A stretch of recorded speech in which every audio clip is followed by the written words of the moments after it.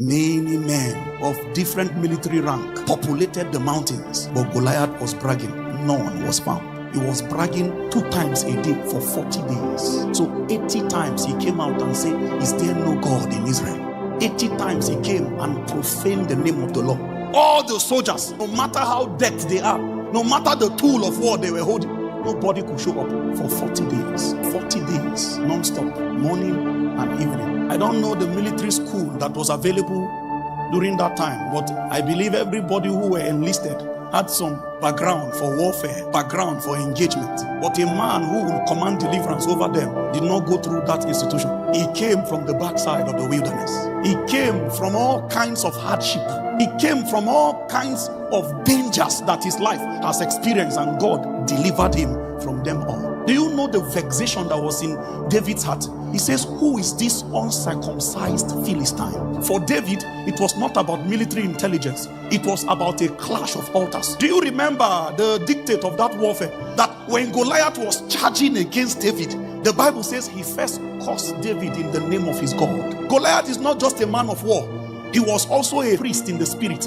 He invoked spiritual participation. So when Goliath was running against David, it was like that thing I was telling you when you shake hands with your partner. He was entering that warfare both spiritually and physically. Physically, he has the advantage of experience. He has been a man of war from his youth. But a teenager will come from the backside of the wilderness, having no experience in war. He too knew something. He says, you come before me with spears. He says, but I come to you in the name of the Lord of hosts. You know what he described? He invoked a dimension of God who is the man of war.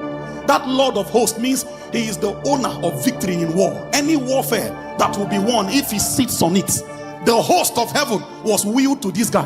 When he was running against Goliath, it was not a teenager anymore. It is the God of Israel. The shout of a king was going before him because he learned how to entreat the favor of a realm. Look at something about spiritual intelligence. Using physical metrics alone, Goliath has an advantage.